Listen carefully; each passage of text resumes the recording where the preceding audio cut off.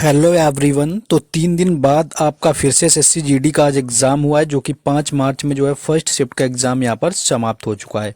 तो देखेंगे कि फर्स्ट शिफ्ट में कौन कौन से क्वेश्चन पूछे गए थे।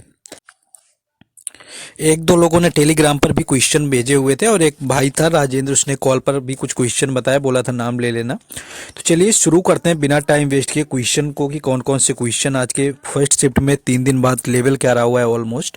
तो चलिए शुरू करते हैं। बस आपको वीडियो को लाइक कर देना है एंड शेयर कर देना है। पहला क्वेश्चन आपका देखिए दिवस से यहाँ पर पूछा गया था कि राष्ट्रीय जो खेल दिवस होता है वो कब मनाया जाता है। तो इसकी अगर बात करें तो 29 अगस्त इस क्वेश्चन का राइट आंसर था, जब आपका खेल दिवस मनाया जाता है। और अगर ये पूछ लें कि आपका किसके जन्म से संबंधित है, तो मेजर ध्यानचंद की जब जयंती होती है, यानी कि उनको याद रखने के लिए स्पोर्ट जो डे है, यानी कि जो खेल दिवस है, वो 29 अगस्त को मनाया जाता है, जो कि मेजर ध्यानचंद के जन्मदिन के दिन मनाया जाता है। एक बार एग्जाम में ये क्वेश्चन आपके एसएससी के पूछा गया था कि इसकी जो शुरुआत है वो किस वर्ष हुई थी। तो 2012 जो है इसका राइट आंसर हो जाता है। यानी शुरुआत की बात करें, पहली बार आपका खेल दिवस 2012 में मनाया गया, मेजर ध्यानचंद के जन्मदिन पर मनाया जाता है, 29 अगस्त को मनाया जाता है। और मेजर ध्यानचंद के बारे में तो सभी को ही पता होगा कि ये हॉकी से संबंधित खिलाड़ी थे और इनको हॉकी का जादूगर भी कहा जाता था। तो कई बार क्वेश्चन ऐसे भी देखने को मिला है, हॉकी का जादूगर जो है किसे कहा जाता था। तो ये क्वेश्चन आपका दिवस से यहाँ पर देखने को मिला हुआ था। नेक्स्ट देखिए, एक वाद्य यंत्र से आपका आया हुआ था, जैसा कि ऑलमोस्ट हर शिफ्ट में आते हैं कि प्रसिद्ध संगीतकार शकूर खान निम्नलिखित में से किस वाद्य यंत्र से संबंधित थे। देखिए शकूर खान की बात करें तो सारंगी इसका राइट आंसर था। ऑलरेडी मैंने एक वीडियो बना रखी है वाद्य यंत्र के ऊपर, जाकर के देख सकते हैं। तो शकूर खान का जो संबंध है ये सारंगी से था। वाद्य यंत्र का हर शिफ्ट में पूछा जा रहा था, यहाँ भी पूछा गया।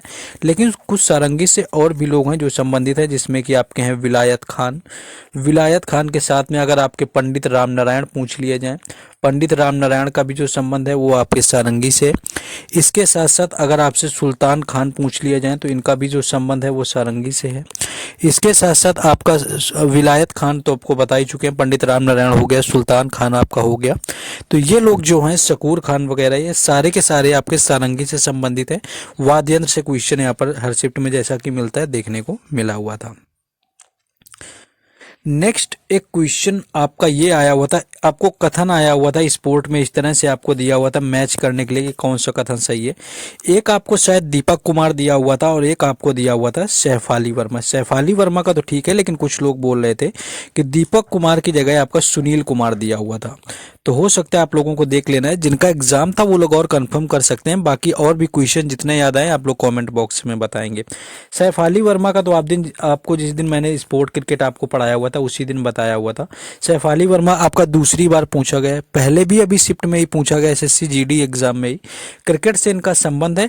और अगर आपका दीपक कुमार ही पूछा गया था तो दीपक कुमार जो संबंधित है वो है शूटिंग से। और अगर आपसे सुनील कुमार पूछा गया था तो सुनील कुमार संबंधित है कुश्ती से। और एक सुनील कुमार है जो कबड्डी से भी संबंधित है, आपको याद रखना है। अब आपको किस तरह से पूछा गया था कथन आपको देख लेना है। बाकी सैफाली वर्मा तो आपको पता ही होगा क्योंकि दूसरी बार पूछा गया है। एनालिसिस अगर आपने देखा होगा तो आपको पता होगा कि पहले भी आपका पूछा जा चुका है। क्रिकेट से एक अंजुम चोपड़ा भी पूछा जा चुका है, जो महिला क्रिकेटर है, ये भी पूछा जा चुका है। तो क्रिकेटर जो महिलाएं हैं वो एक नहीं कई सारी यहाँ पर पूछी जा चुकी हैं। नेक्स्ट आ जाते हैं अगले क्वेश्चन में हम लोग। नेक्स्ट आपका पूछा गया आर्टिकल से क्वेश्चन कि आर्टिकल जो 39A है, 39A आपसे पूछा गया था कि किससे संबंधित है। तो ये आपका होता है कि मुफ्त में जो होता है प्रत्येक नागरिक को कानूनी सहायता मिलेगा, यानी कि जो कानूनी सहायता है या जिसको हम विधिक सहायता बोलते हैं, यानी कि मुफ्त में समाज में सभी वर्ग के जो लोग हैं उनको मुफ्त में कानूनी सहायता मिलेगी। ये होता है आर्टिकल 39K के तहत। और ये आता है नीति निर्देशक तत्व के अंतर्गत। आपको याद होना चाहिए कि ये आपका जो है नीति निर्देशक तत्व के अंतर्गत आता है, जो कि संविधान के अनुच्छेद 36 से लेकर के 51 तक दिए गए हैं। अगर आपसे नीति निर्देशक तत्वों की बात करें किसमें दिए हैं तो ये 36 से 51 अनुच्छेद तक दिए हैं। उसके साथ साथ ये भाग है, अगर आपसे पार्ट पूछेगा तो पार्ट 4 में आते हैं। और नीति निर्देशक तत्व जो है आपके लिए गए हैं आयरलैंड से। और अगर आपसे भाग 3 की जो बात करी जाएगी, आपको पता है मौलिक अधिकारों से संबंधित है, 12 से लेकर के 35 तक मौलिक अधिकार आपके दिए हैं। और यूएसए से जो सारे के सारे आपके मौलिक अधिकार लिए गए हैं। नेक्स्ट आगे हम लोग बढ़ेंगे, लेकिन देखिए इन सारे क्वेश्चंस का पीडीएफ वगैरह आपको टेलीग्राम चैनल और व्हाट्सएप ग्रुप दोनों पर दिया जाता है, जिन दोनों के लिंक आपको डिस्क्रिप्शन में दिए हुए हैं। तो जाकर के उनसे जुड़ जाना और चैनल को सब्सक्राइब करके रखना है, क्योंकि हर शिफ्ट का एनालिसिस मिलता है। छठी पंचवर्षीय योजना का आपसे कार्यकाल पूछा गया था। पूरा पंचवर्षीय के ऊपर मैंने वीडियो बना रखा है, 5,000 से भी ज़्यादा लोग उसको देख चुके हैं। तो पंचवर्षीय योजना का पूछा गया था। जिन लोगों ने थोड़ा भी पढ़ा होगा उनको पता होगा कि इसका जो टाइम पीरियड था वो 1980 से लेकर के 1985 तक रहा हुआ था, यानी कि 1980 से आपका 1980 से लेकर के आपका 1985 तक रहा हुआ था। बिल्कुल आसान था, क्योंकि यहाँ पर आपसे समय ही सीमा पूछी गई थी, यानी कि समय पूछा गया था कब से कब तक रहा था। बाकी आपसे कुछ अंदर का इसमें नहीं पूछा था। बिल्कुल इजी क्वेश्चन था, जिसने पंचवर्षीय योजना देखी भी होंगी। और छठी पर आपकी इसमें पंचवर्षीय योजना में क्या हुआ, अगर आपसे ये पूछे कि परिवार नियोजन जो है कार्यक्रम किस पंचवर्षीय योजना में आया हुआ था, तो परिवार नियोजन जो कार्यक्रम है वो भी आपका यहाँ पर छठी पंचवर्षीय योजना में ही आया हुआ था। और जो 5वीं पंचवर्षीय योजना थी इसमें आपका आया हुआ था गरीबी हटाओ का नारा। ये भी आपको याद रखना है, जो गरीबी हटाओ का नारा है वो आपकी पंचवर्षीय योजना में था। और आत्मनिर्भरता की जो बात करेंगे ये करी गई थी चौथी पंचवर्षीय योजना में, यानी आत्मनिर्भरता की जो बात है वो चौथी पंचवर्षीय योजना में हुई थी। और सबसे असफल अगर पंचवर्षीय योजना की बात कर ली जाए कि सबसे असफल कौन सी रही हुई थी, तो तीसरी थी। और पहली जो थी आपकी हेराल्ड डोमर मॉडल पर आधारित थी, दूसरी जो आपकी रही थी पीसी मालनोबिस मॉडल पर आधारित थी। तो पंचवर्षीय योजना से क्वेश्चन लगातार जब आपके पूछे ही जा रहे हैं तो आपको कोशिश करना है कि आपको पंचवर्षीय योजना अच्छे से पढ़ लेनी। पूरा डिटेल्ड वीडियो डाला हुआ है, या बुक से कहीं से भी आप पढ़िए, आपको बस पढ़ना है। कुल मिलाकर के आपके एग्जाम में क्वेश्चन जो है वो गलत नहीं होना चाहिए। नेक्स्ट देखिए, यहाँ पर हरित क्रांति के आपसे जनक पूछे गए थे, और ये एक नहीं कई बार क्वेश्चन आपका पूछा गया है। हर शिफ्ट में ऑलमोस्ट कहीं ना कहीं घूम फिर के आपका हरित क्रांति से क्वेश्चन देखने को मिल ही जाता है। तो पहली चीज तो जो भारत में हरित क्रांति आई वो 1960 से लेकर के 1970 के दशक में आई हुई थी। यही पूछ लेते हैं, 1960 से 70 के दशक में आई हुई थी। और लाने का श्रेय जो यहाँ पर इंडिया में था वो था आपका एम सुब्रमण्यम जो थे, उनको लाने का श्रेय जाता है।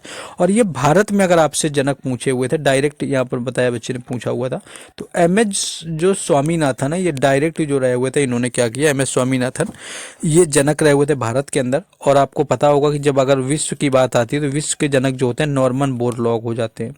और कई बार तो नॉर्मन बोरलॉग का देश भी पूछा गया एग्जाम के अंदर, ये किस देश के निवासी थे, तो अमेरिका के निवासी रहे हुए थे। और इसके साथ साथ आपसे ये पूछा जाता है एक क्वेश्चन, और इससे आपका बनता है हरित क्रांति सबसे पहले कहाँ पर या किस राज्य में आई, तो पंजाब और हरियाणा ऐसे राज्य थे जहाँ पर जो है हरित क्रांति सबसे पहले देखने को मिली हुई थी 1960-70 के दशक में। तो यहाँ पर ये जो क्वेश्चन है आपका हरित क्रांति से रिलेटेड पूछा गया था। नेक्स्ट आपका एक पूछा गया था करंट का क्वेश्चन कि डीजीसीए के जो हेड है वर्तमान में 2023 में कौन है। करंट का ये क्वेश्चन पूछा गया था, क्योंकि करंट के क्वेश्चन भी 2 से 3 देखने को मिल जाते हैं। तो इसकी अगर बात करें, राइट आंसर जो है आपके विक्रम देवदत्त हैं। विक्रम देवदत्त जो इसका है राइट आंसर था। एक दिन अभी आपका जब अध्यक्ष आपके वायुसेना के तो मोस्टली पूछे ही गए, वायुसेना के अध्यक्ष जो करंटली नियुक्ति हुई है विवेक राम चौधरी थे, ये तो आपका पूछा ही गया। इसके साथ साथ एक ये भी पूछा गया, सतर्कता आयुक्त भी पूछे गए कि वर्तमान में कौन बने। तो पहले तो आपके सुरेश एन पटेल थे, लेकिन अभी बदले गए थे, तो वो जो प्रवीण कुमार यहाँ पर श्रीवास्तव जो है बनाए गए थे।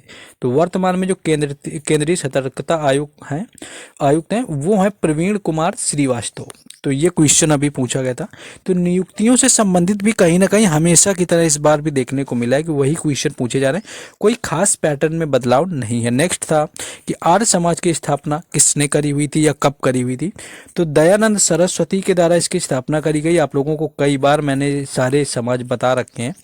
और इसकी स्थापना करी गई थी 1875 में, और करी गई थी ये बॉम्बे में। 4 समाज मुख्यतः होते हैं जो आपको याद रखने होते हैं, मैंने कई बार आपको कराएं। 1828 आपको याद रखना है, 1828 ब्रह्म समाज की स्थापना राजा राम मोहन रॉय के द्वारा। 1867 आपको याद रखना है, प्रार्थना समाज की स्थापना आत्माराम पांडुरंग के द्वारा। 1873 आपको याद रखना है, सत्य शोधक समाज ज्योतिबा फुले। और 1875 आपको दयानंद सरस्वती आर्य समाज। 4 समाज आप याद रखेंगे तो क्वेश्चन अगर समाज का आता है तो आपको मिल जाता है। 1828 आपका ब्रह्म समाज राजा राम मोहन रॉय। 1867 आपका प्रार्थना समाज आत्माराम पांडुरंगा। 1873 आपका सत्य शोधक समाज ज्योतिबा फुले। और 1875 आपका दयानंद सरस्वती आर्य समाज। इस तरह से जो है आप यहाँ पर याद रखेंगे। नेक्स्ट आपका पूछा गया कि अम्बुवाची का मेला कहाँ पर लगता है। तो अम्बुवाची की मेला की बात करें, अगर आपसे राज पूछा गया था तो ये असम का है अम्बुवाची का मेला। और दूसरा ये लगता कहाँ है, तो ये लगता है कामाख्या देवी मंदिर में। कामाख्या देवी मंदिर में जो है अम्बुवाची का मेला लगता है, और ये ब्रह्मपुत्रा नदी में। और ब्रह्मपुत्रा नदी के जो आपका द्वीप अगर आपसे कभी पूछा जाता है कि विश्व का सबसे बड़ा द्वीप कहाँ पर है, तो वो भी ब्रह्मपुत्रा नदी पर बना हुआ है। माजुली द्वीप है, वो भी आपके असम में बहती है। कामाख्या देवी का मंदिर आपसे पूछा जाए तो वो भी आपका आपका असम में स्थित है, और वहीं पर आपका मेला लगता है जो कि अम्बुवाची का मेला होता है। इसी तरह से आपका ये कई बार क्वेश्चन पूछा गया, और असम की जब बात होती है तो अम्बुवाची मेला और आपका ये कामाख्या देवी मंदिर का जरूर ही पढ़ाया जाता है, मुझे लगता है, और कई बार बताया भी होगा आप लोगों को। नेक्स्ट एक आपका पूछा गया था, एक आपका व्हाइट बॉल का कुछ क्वेश्चन आपका आया हुआ था यहाँ पर। एक क्वेश्चन आपका व्हाइट बॉल से रिलेटेड कुछ पूछा गया था, और एक क्वेश्चन और कुछ याद, अभी मैं इसको यहाँ पर लिखना भूल गया था। एक कोई क्वेश्चन था कि कर्नाटक के कौन से ऐसे मुख्यमंत्री हैं जो विदेश मंत्री भी रहे हैं, या कोई व्यक्ति ऐसा पूछा गया था। ऑप्शन के अकॉर्डिंग आपको जाना था। जैसे ही देखिए एनालिसिस तो आपको टाइम पर ही देना होता है, बाकी सारे जो क्वेश्चन वगैरह होते हैं अब आपको हम पीडीएफ में एक साथ लेकर के मर्ज करेंगे। बाकी और जैसे क्वेश्चन आएंगे उनको हम कॉमेंट बॉक्स में पिन कर देंगे, तो वहाँ से आप लोग देख लेंगे, वो भी आपको करवा देंगे कॉमेंट बॉक्स में पिन करके। बाकी सारे क्वेश्चन को एक साथ पीडीएफ में आपको अपडेट करके टेलीग्राम चैनल और व्हाट्सएप ग्रुप पर दे दिया जाएगा, जिनके लिंक जो है आपको डिस्क्रिप्शन में दिए गए। बाकी सारी अपडेट भी वहीं पर मिलती हैं, और आपको एनालिसिस तो हर शिफ्ट का करवा रहे हैं। देन उसके लिए आपको वीडियो को लाइक कर देना अगर ना किया हो, and share and do subscribe the channel, क्योंकि हर शिफ्ट का एनालिसिस हम यहाँ पर आपको करवाएंगे। और बाकी पेपर का ओवरऑल लेवल जो जैसा अभी तक पूछा जा रहा है वैसा ही पूछा गया, कोई भी चेंजेस देखने को नहीं मिला है। जिस तरह से एग्जाम आ रहा था वैसा ही सिंपल एग्जाम अभी भी आ रहा है। मिलते हैं सेकंड शिफ्ट में। जय हिंद।